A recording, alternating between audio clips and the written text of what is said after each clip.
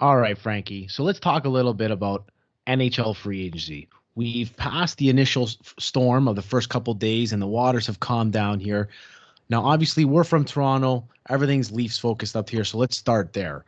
Zach Hyman actually does it. He actually signed with the Edmonton Oilers, much to the surprise of you and I would say, especially if you would have told us that a few months ago. But he gets great money. Nobody can really fault him for going there for that. Now, two things can be true with this Zach Hyman situation. Losing Zach Hyman for the Leafs hurts that team because what Zach Hyman brought to them, they don't have a lot of.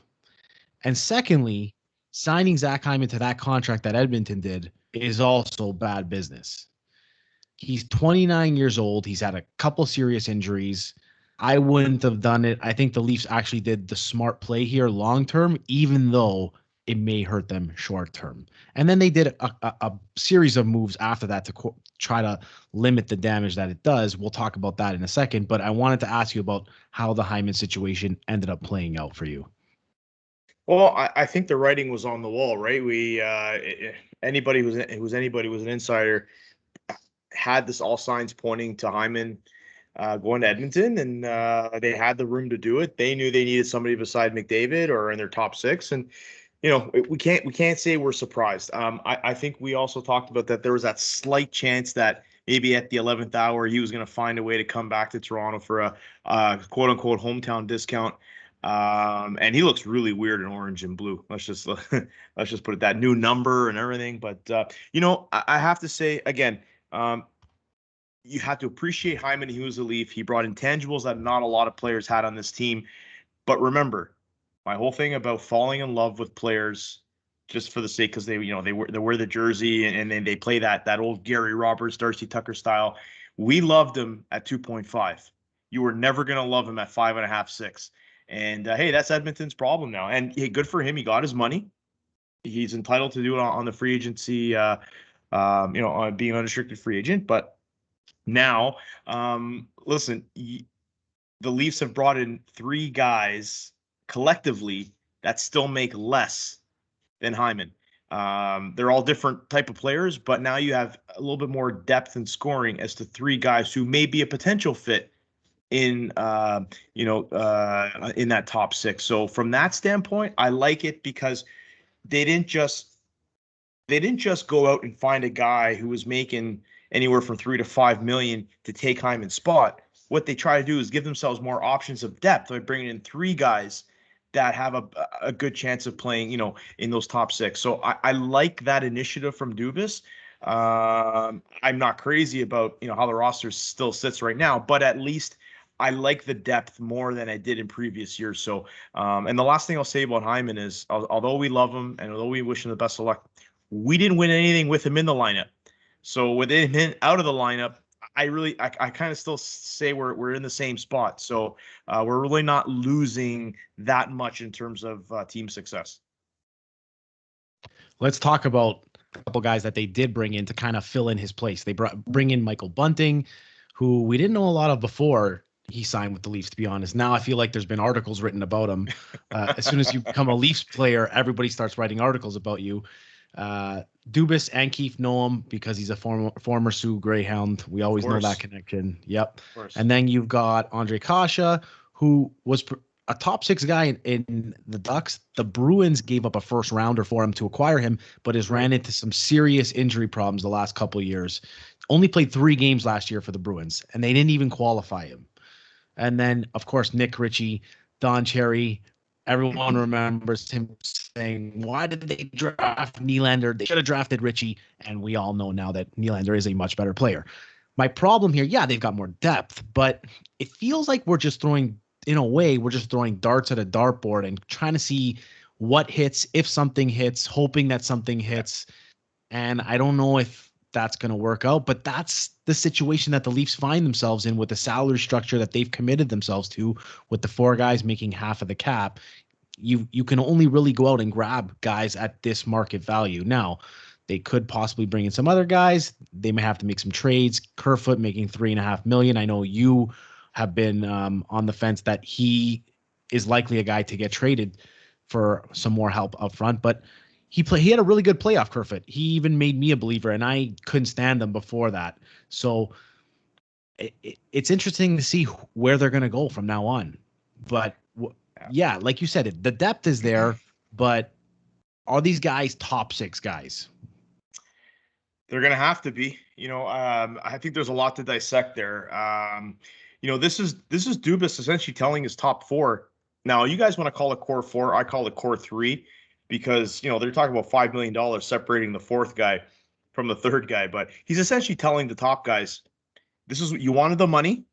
This is what we can do. So unless you guys are going to pull an NFL and restructure your contract and give some money back, this is the best we can do. So, again, I can't.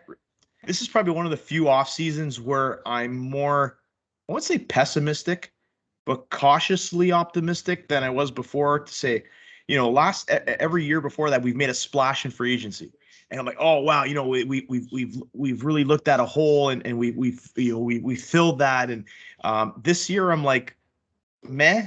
I don't know yet, right? So I'm not really gonna pass judgment there. But as it stands right now, I like the Richie move more than anything. I called it on the last. I'm gonna pat myself, well, Barry Horowitz, tap on the back. That I like that signing only because I like guys who have something to prove. And you're 3 of the 4 guys that the Leafs signed were 3 guys that were not qualified from their last team. 2 of them I'm really surprised at, with Richie and Andre Case. Kasha, I don't know. There's probably different ways. Kasha is like that cereal. So yeah, he's a potential. He scored 20 with Anaheim. What people don't realize though is he actually was line mates with Richie in Anaheim, and also line mates in Boston. So that there might be some chemistry there, which again I'll take any positive that we can. But really, I think the key here is Kerfoot. And listen, I've seen them on Twitter already, the depth charts, the line combinations. It's impossible. We don't know who's going to slot into those top 2. But what I do see as Kerfoot is not going to be that center. And if he's not going to be that centerman, are we going to pay a guy $3.5 million to play on your 3rd line in a checking role?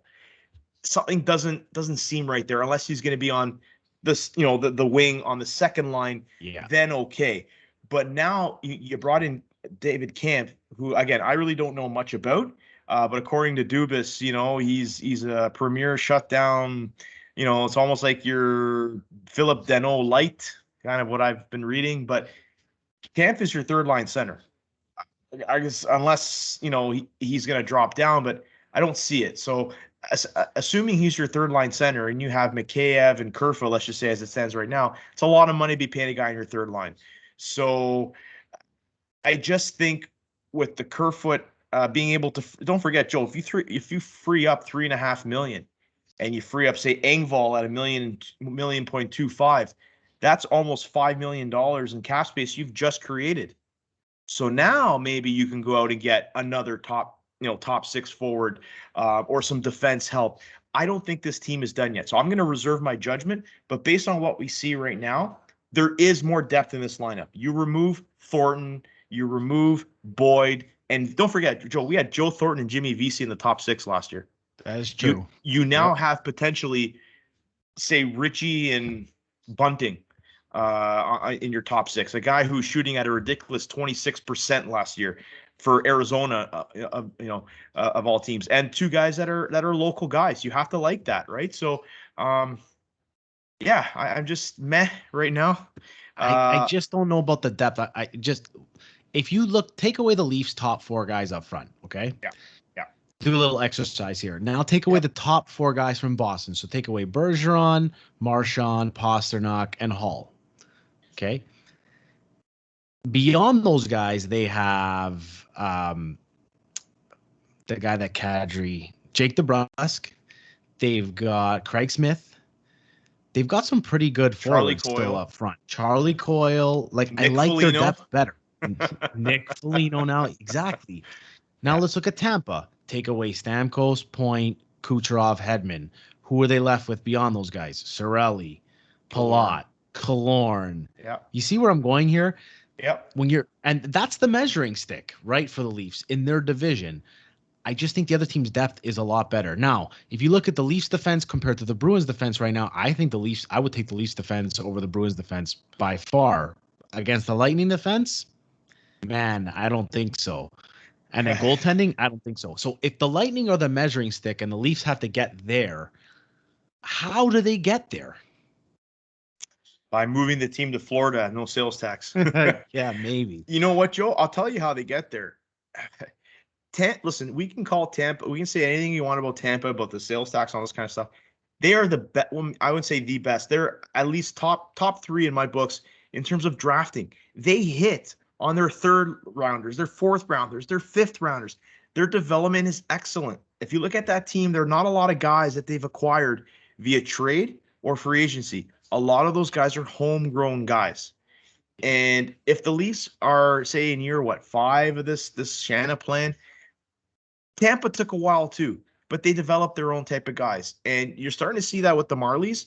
There may not be a lot there on the farm, but there is, if you look at a lot of prospect evaluations out there, believe it or not, the Leafs are a top 10 prospect organization. There is some there. I've seen them ranked even as high as 4, which is pretty awesome. But what you do notice is that the 2016 and 17 drafts absolutely killed them, because this is the time where you'd be getting those guys in the second, third, fourth round to fill out the rest of your roster. Correct. That's what they're missing, those guys on those entry-level contracts that are ready to make a really big contribution. Nick Robertson, I think he's going to be great. I don't think he's ready yet. I think he needs a full year in the Marlies again. He's had some injury problems, which have slowed him down. So you can't pencil him in yet. Man, I wish they had some better drafts. And those are the drafts, of course, everyone wants to rag on Dubas. Those are the drafts that Mark Hunter was in charge of. So, yeah, and and Dubas is saying, and he made a good point about his draft picks. Remember, they had 12 draft picks in 2020, 3 in this draft, but they had a 15 combined. So a lot of people do forget that. And this is a draft where there wasn't a lot of known prospects. They're really hitting on a chance. They're even saying that the guy they drafted in the second round, they're Matthew. I'm gonna say Nyes. We don't even know how to pronounce it yet. Did you see the guy explode in the World Junior Showcase? That he says he was a potential first round pick because nobody's seen the guy play. Essentially, right? So, listen, you're gonna have to cross your fingers a bit, but I'm glad you brought up that point, Joe, because if you look at the forwards, there's not a lot coming other than Robertson. You have Amarov, but he's going to be back in the, in the Russian league. You're going to have Mietinen and these Abruzzese, but they're still in college. So there's nothing on the Marlies that they can say correct. Yeah. So they're trying to hit on these guys from Europe and stuff.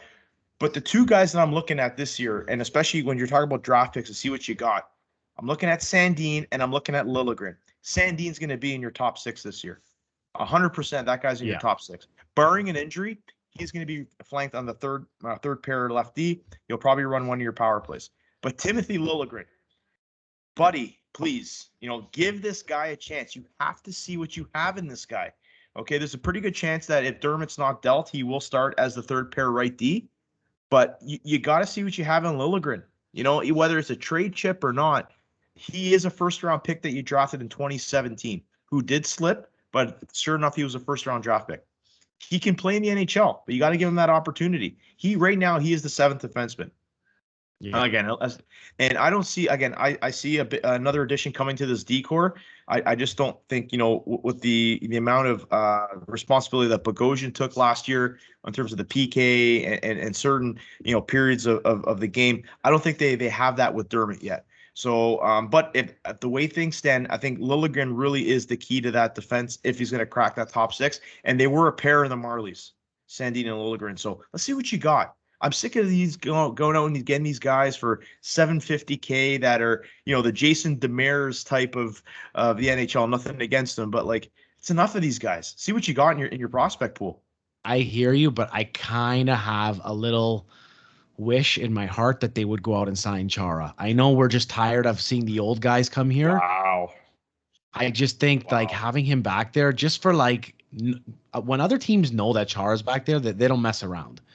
And he's still good on the penalty kill with that reach. He'll block shots. As a third pairing guy, if he's willing to take $1 million, I would 100% sign him. I think Chara came out on record and said he did not want to play in Canada. Yeah, I know. I figured. But they do have this guy that they brought in, another Mikko Lehtinen 2.0 from the KHL here. This Brennan Menel. Yep. I don't know. Let's Who see. knows? Let's see what he's. Yeah. Who knows? Lastly, Joe, I just want to look at the goaltending. You know, you mentioned about Tampa's goaltending and such. The Mrazek move was the right play. After what Colorado gave up for Kemper, you know, well, number one, Phoenix, Arizona had him by the balls. Like they gave a hell of a return for Kemper, but all you're really giving up is cap space, and you're giving up cap space to a goalie who has better numbers over the last 3 years than Freddie Anderson, and he's making less than Anderson was making last year. That's right. Now you get a combined cap hit of goaltending between Mrazek and Campbell, who both guys are used to playing in a tandem. You now have a tandem goaltending. Let them run with it. Let's see who plays better, and that guy can take the ball and run with it. But Peter Mrazek is exactly the fit you needed on this team as a partner for Campbell. I like the move. I'm not saying he's a Vezina candidate, but the guy has played in some big games, and I think he's a nice safety net in terms of injuries for Campbell. So I like the move. It's nothing fancy or jumps off the page at you, but I think it'll be steady. You got a nice 1A 1B combination now. It makes sense dollar wise, especially, and play wise. That's the type of guy that they were looking for. Yeah, and they, when you look at how much cap space they had, they actually spent a lot on goaltending, which is what they wanted to do. Yeah, right? They did. A large chunk that was their splash. Yeah. Exactly. So, all right. Hey, listen, Joe. All in all, I think I think we should revisit this close when when training camp is kind of underway, because I think this team will look a little different beforehand. So, but I would grade them kind of like a B minus right now in as we stand. Plus, kind of like what I was as a student, like C plus B. I hope your students are seeing that. Yeah.